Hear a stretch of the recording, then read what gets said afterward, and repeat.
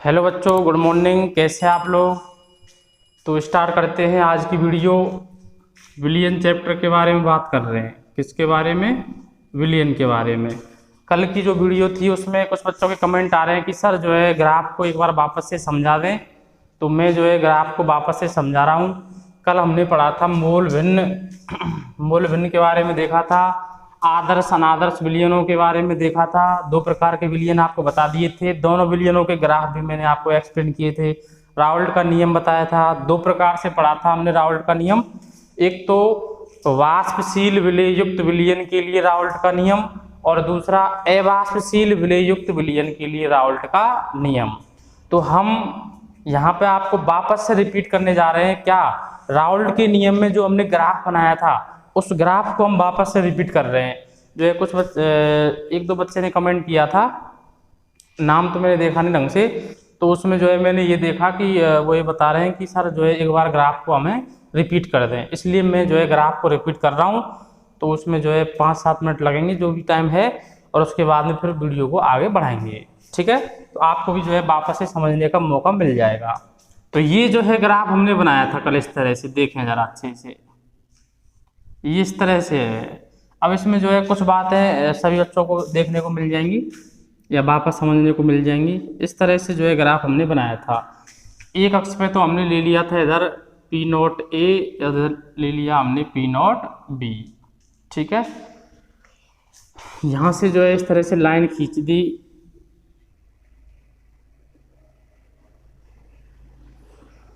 और एक लाइन इस तरह से खींच दी। सही है? अब यहाँ पे हमने क्या किया, एक्स ए बराबर 1 रखा, एक्स बी बराबर 0 रखा। ऐसा क्यों किया हमने? तो जरा देखें यहाँ पे, वापस से समझें। वैसे मैंने राउल्ट के नियम में ये बात आपको बताई थी, और वहाँ मैंने बोला भी था कि आपको जो है इसको अच्छे से देखना है, क्योंकि ये ग्राफ में काम आने वाला है।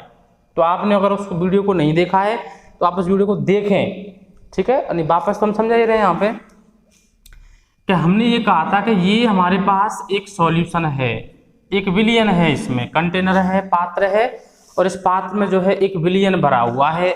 इस विलियन में दो घटक हैं, एक तो ए है और एक क्या है, बी। तो मोल भिन्न में हमने क्या बताया है कि किसी भी विलियन में कितने भी घटक उपस्थित क्यों ना हो, उन सभी घटकों की मोल भिन्नों का जो योग होता है वह सदैव 1 के बराबर होता है। ए की मोल भिन्न क्या हो जाएगी, एक्स ए। बी की मोल भिन्न क्या हो जाएगी, एक्स बी। अब विलियन का जो टोटल मोल भिन्न है वो इन दोनों का ही तो सम जो है योग होगा। सही बात है ये। तो वो किसके बराबर होता है, 1 के बराबर होता है। हरी बात समझ में? तो भाई यहाँ पे देखो, आप इन दोनों का टोटल करेंगे तो कितना होगा, 1 होगा। तो हम यहाँ पे 1 नहीं लिख सकते, क्योंकि टोटल करोगे तो कितना हो जाएगा, 2 हो जाएगा। जबकि मूल भिन्न में मैंने आपको ये बात बताई थी, समझाई थी अच्छे से कि किसी भी विलियन में कितने भी घटक उपस्थित क्यों ना हो।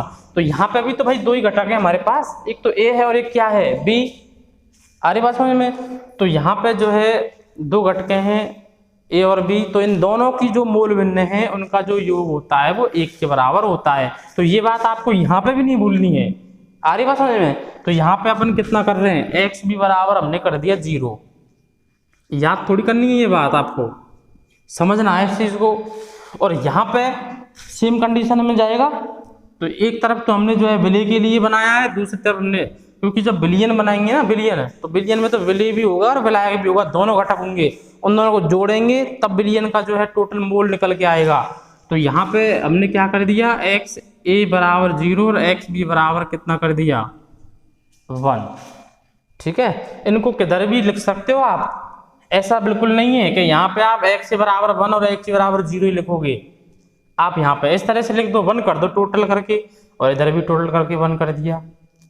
इधर कोई से भी घटक को ले लो, आप विलय को ले लो, चाहे इधर ले लो विलय को, तो एक तरफ विलय हो जाएगा तो एक तरफ तो विलय करना पड़ेगा आपको। तो इस तरह से वो चेंज हो जाएगा। बताओ कहाँ दिक्कत आ रही है इसमें? तो इधर ले लिया हमने मोल भिन्न, इस तरह से ग्राफ बनाया था, इधर मोल भिन्न लिया, और इधर क्या लिया, वाष्प दाब, इस तरह से। ठीक है? इसके बाद जो है एक लाइन जो है ए के लिए हो जाएगी, दूसरी लाइन बी के लिए हो जाएगी। आ रही बात समझ में?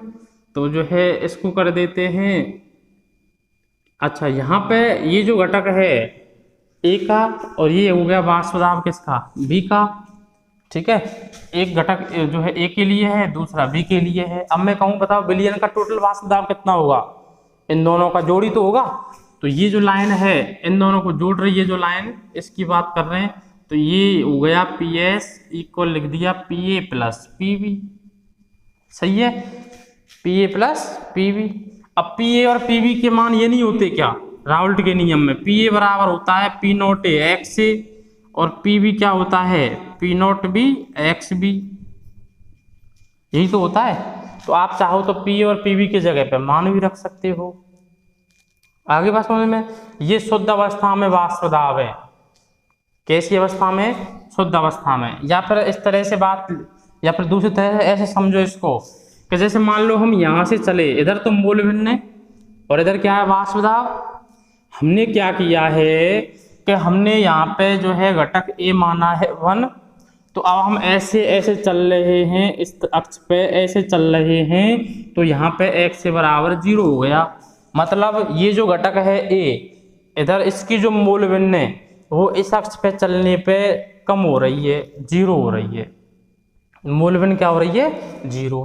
तो ये ग्राफ देखें जरा, यहाँ पे ये ग्राफ नीचे की ओर आ रहा है, ये ग्राफ क्या आ रहा है, नीचे की ओर आ रहा है, नहीं आ रहा।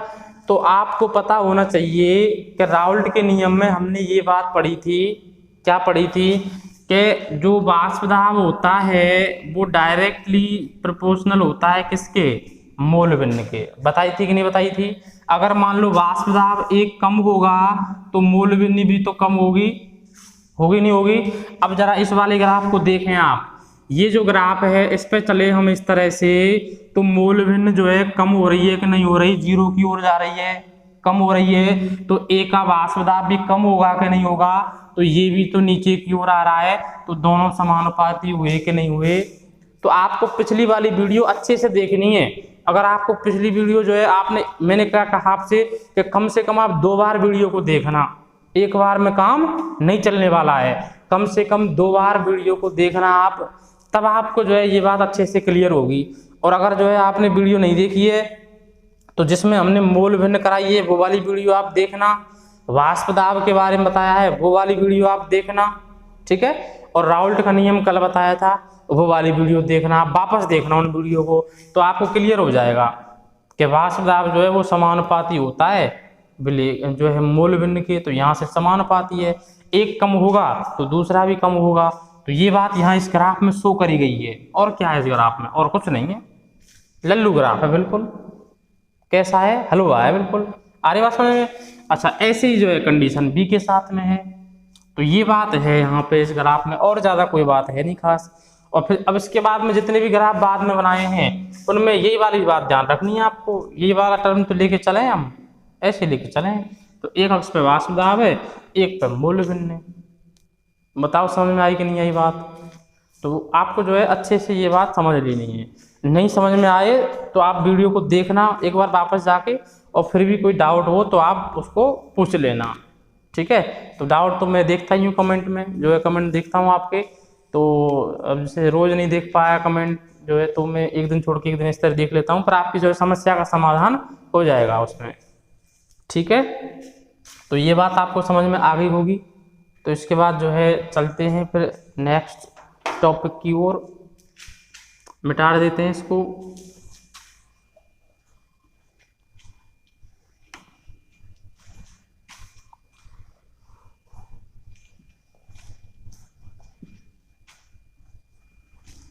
तो कल हमने आदर्श और अनादर्श विलयन पढ़ लिए थे, ठीक है। अनादर्श विलयन के 2 प्रकार पढ़ लिए थे। आदर्श और अनादर्श विलयन बिल्कुल सिंपल है। जो एक बार आपने आदर्श विलयन को पढ़ लिया तो ये समझो अनादर्श विलयन ऑटोमेटिक हो जाएगा, ठीक है। आदर्श विलयन में कुछ शर्तें होती हैं, अनादर्श में वो शर्तें कट जाती हैं। जब हम अच्छा, अनादर्श विलयन भी हम 2 प्रकार का पढ़ते हैं, धनात्मक विचलन दर्शाने वाले अनादर्श विलयन और ऋणात्मक विचलन दर्शाने वाले अनादर्श विलयन। तो उनमें धनात्मक में ग्रेटर देन हो जाती है कंडीशन, और ऋणात्मक विचलन में लेस देन हो जाती हैं, और कुछ भी नहीं है उनमें। 2 4 एग्जाम्पल याद कर लेना उनके, आदर्श और अनादर्श विलयन हो गए भाई, वो तो एग्जाम्पल्स तो आपको याद करने पड़ेंगे। आ रही बात समझ में। कि उन दोनों का जो मिक्सचर होता है वो आदर्श होता है कि अनादर्श होता है, ये सब बातें हुई। तो इसके बाद में जो है अब हम बात करते हैं एजियोट्रोपिक मिक्सचर की। स्थिर क्वाथी मिश्रण, स्थिर क्वाथी मिश्रण अंग्रेजी में बोलते हैं इसको एजियोट्रोपिक, एजियोट्रोपिक मिक्सचर, ये हो गया। ठीक है, तो यहाँ पे आपको ध्यान रखनी है ये बात कि जब हम स्थिर क्वाथी मिश्रण पढ़ेंगे तो यहाँ पे जो है अनादर्श विलयन जो हमने दो प्रकार के पढ़े थे, धनात्मक विचलन दर्शाने वाले और ऋणात्मक विचलन दर्शाने वाले, उनका भी यहाँ पे जो है वापस से क्या होगा, उपयोग जो है होगा कि क्या होते हैं, क्योंकि यहाँ पे हम दो प्रकार का पढ़ेंगे स्थिर क्वाथी, एक तो न्यूनतम क्वथनांकी और एक अधिकतम क्वथनांकी। तो देखें जरा डेफिनेशन, वे द्विघटकीय मिश्रण,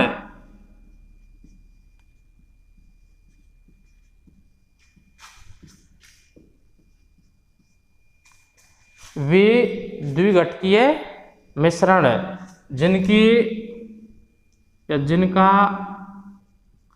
द्रव एवं वाष्प अवस्था में, द्रव एवं वाष्प अवस्था में संगठन समान होता है, संगठन समान होता है तथा वे एक स्थिर ताप पर उबलते हैं, तथा एक स्थिर ताप पर उबलते हैं, स्थिर क्वाथी मिश्रण कहलाते हैं, स्थिर क्वाथी मिश्रण कहलाते हैं। तो ध्यान दें जरा, परिभाषा दोबारा देखें, वे द्विघटकीय मिश्रण, वे द्विघटकीय मिश्रण जिनका द्रव एवं वाष्प अवस्था में संगठन समान होता है तथा वे एक स्थिर ताप पर उबलते हैं, स्थिर क्वाथी मिश्रण कहलाते हैं। क्या कहलाते हैं? स्थिर क्वाथी मिश्रण। और इस स्थिर क्वाथी मिश्रण के जो घटक होते हैं, स्थिर क्वाथी मिश्रण के घटकों को प्रवाजी आसवन विधि द्वारा, प्रवाजी आसवन विधि द्वारा पृथक नहीं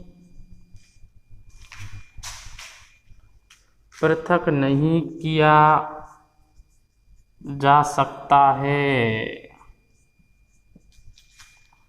प्रवाजी इसमें जो घटक होते हैं, जैसे मिक्सचर बन गया घटकों से, तो जो है हम वापस से उन घटकों को किसके द्वारा बच्चों, प्रवाजी आसवन विधि के द्वारा हम उन घटकों को पृथक नहीं कर सकते हैं। ठीक है, तो स्थिर क्वाथी मिश्रण के घटकों को प्रवाजी आसवन विधि द्वारा पृथक नहीं किया जा सकता। अब स्थिर क्वाथी मिश्रण जो होते हैं वो दो टाइप्स के होते हैं। कितने टाइप्स के होते हैं बच्चों? दो टाइप्स के, है ना। तो फर्स्ट है न्यूनतम क्वथनांकी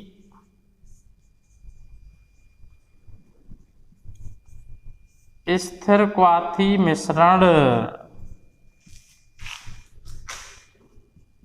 न्यूनतम क्वथनांकी स्थिर क्वाथी मिश्रण।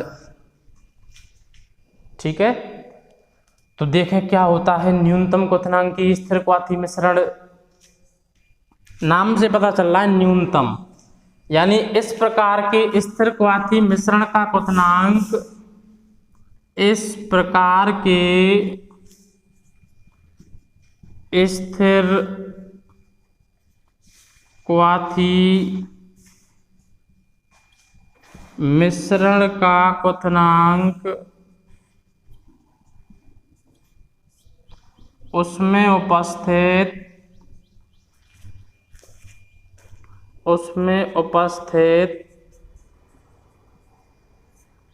घटकों के क्वथनांक से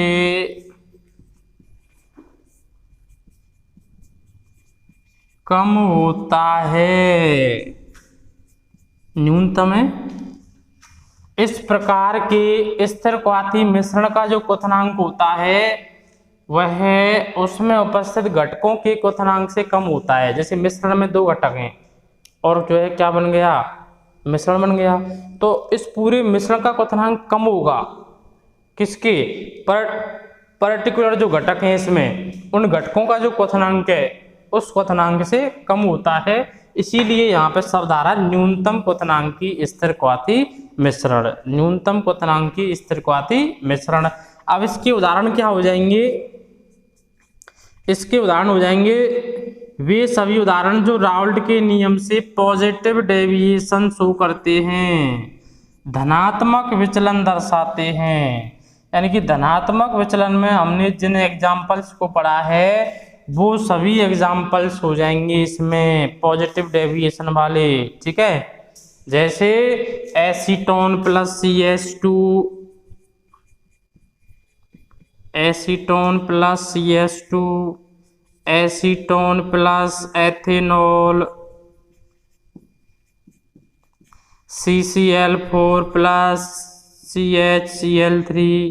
तो एसीटोन प्लस CH2 हो गया, एसीटोन प्लस एथेनॉल हो गया, ठीक है, क्लोरोफॉर्म और कार्बन टेट्राक्लोराइड हो गया, ठीक है, CCl4 है, एथेनॉल है, टोलुएन प्लस CCl4 है।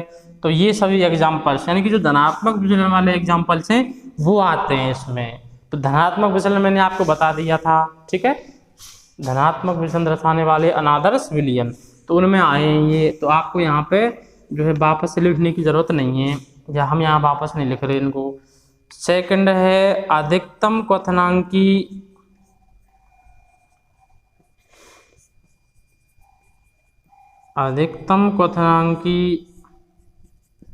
स्थिरक्वाथी मिश्रण।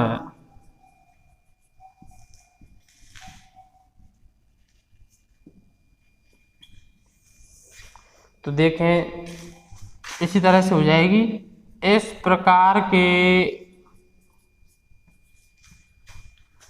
स्थिरक्वाथी मिश्रण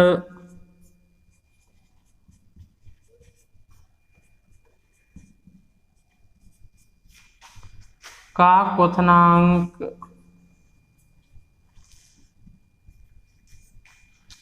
उसमें उपस्थित घटकों के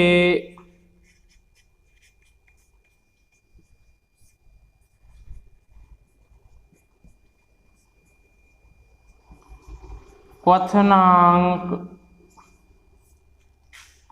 से अधिक होता है।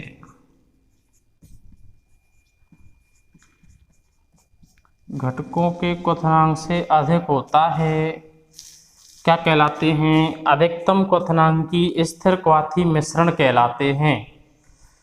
तो इसमें क्या होगा कि जो मिश्रण है और मिश्रण में घटक होंगे तो मिश्रण का क्वथनांक ज्यादा होगा किसकी तुलना में, घटक की तुलना में, ठीक है। प्रत्येक घटक को अगर लें तो उस प्रत्येक घटक के मिश्रण की तुलना में, उसे प्रत्येक घटक के क्वथनांक की तुलना में मिश्रण का जो क्वथनांक है वो यहाँ ज्यादा होता है, इसलिए इसको कहा जाता है अधिकतम क्वथनांकी।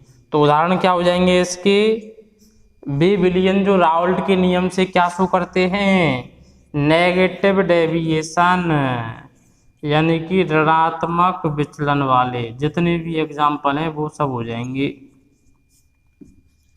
ऋणात्मक विचलन दर्शाने वाले।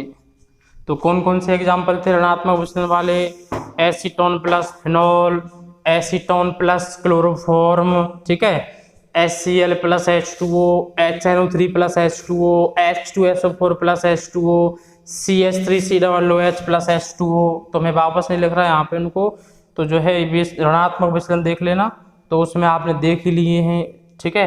तो ये हो गया आपका स्थिरक्वाथी मिश्रण। तो देखें जरा वापस से रिपीट कर रहे हैं इसको, वे द्विघटकीय मिश्रण जिनका द्रव और वाष्प अवस्था में संगठन समान होता है तथा वे एक स्थिर ताप पर उबलते हैं स्थिरक्वाथी मिश्रण कहलाते हैं। स्थिरक्वाथी मिश्रण के घटकों को प्रवाजी आसवन विधि द्वारा पृथक नहीं किया जा सकता है। स्थिरक्वाथी मिश्रण दो प्रकार के होते हैं। पहला है न्यूनतम क्वथनांकी स्थिरक्वाथी मिश्रण। तो न्यूनतम से बात समझ में आई क्या, कि इसमें मिश्रण का क्वथनांक घटकों के क्वथनांक से कम होता है, अधिकतम में ज्यादा होता है। ठीक है, इस प्रकार के स्थिरक्वाथी मिश्रण का क्वथनांक उसमें उपस्थित घटकों के क्वथनांक से कम होता है। न्यूनतम क्वथनांकी स्थिरक्वाथी मिश्रण कहलाते हैं। इसके उदाहरण हो जाएंगे ऐसे विलयन जो राउल्ट के नियम से धनात्मक विचलन दर्शाते हैं, पॉजिटिव डेविएशन शो करते हैं। बी है अधिकतम क्वथनांकी स्थिरक्वाथी मिश्रण।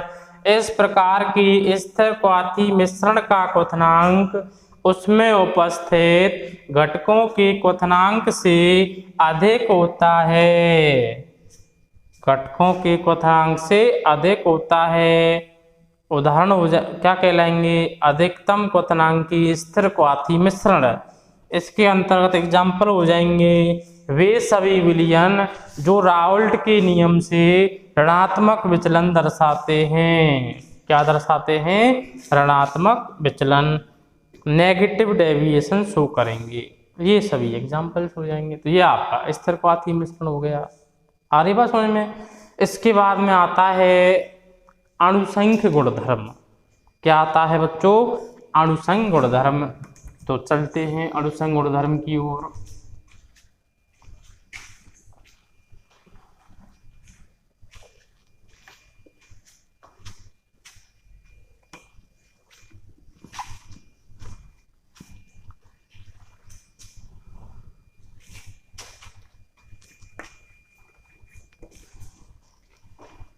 कॉलिगेटिव प्रॉपर्टीज, अणुसंख्य गुणधर्म। तो यहाँ से अच्छे अच्छे क्वेश्चन बनते हैं। अणुसंख्य गुणधर्म में से विलयन का जो है अच्छा वाला पार्ट है कौन सा, अणुसंख्य गुणधर्म। ठीक है, तो अणुसंख्य गुणधर्म जो होता है क्या होता है, इसके बारे में जो है जानेंगे।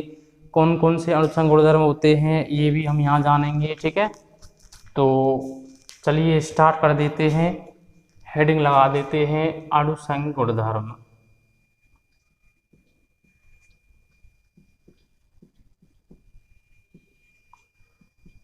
Colligative properties.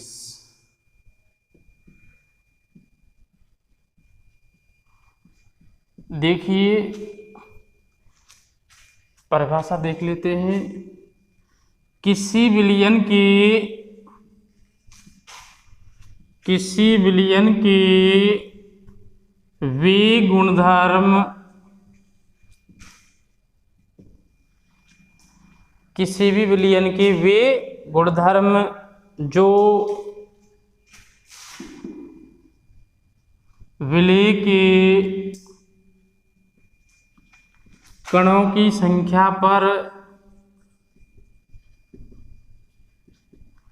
विलय के कणों की संख्या पर निर्भर करते हैं,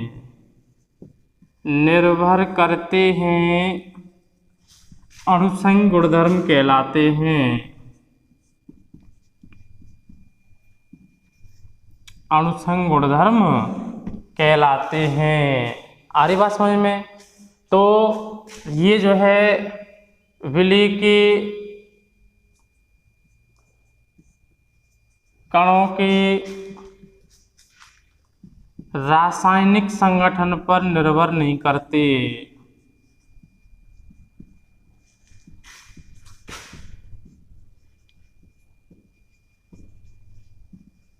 आ रही बात समझ में। मतलब ये रासायनिक संगठन पर निर्भर नहीं करते, ना तो विलय के पर निर्भर करते हैं, ना विलयन के रासायनिक संगठन पर निर्भर करते हैं। किस पर निर्भर करेंगे, किसी विलयन के वे गुणधर्म जो विलय के कणों की संख्या पर निर्भर करते हैं, अणुसंख्य गुणधर्म कहलाते हैं। उनके रासायनिक संगठन पर निर्भर नहीं करते हैं। अणुसंख्य गुणधर्म जो होते हैं इसको इस तरह से समझा जा सकता है। देखें, अणुसंख्य गुणधर्म समानुपाती होते हैं कणों की संख्या के, समझे जरा, कणों की संख्या, समानुपाती कण नहीं है तो अणुओं की संख्या,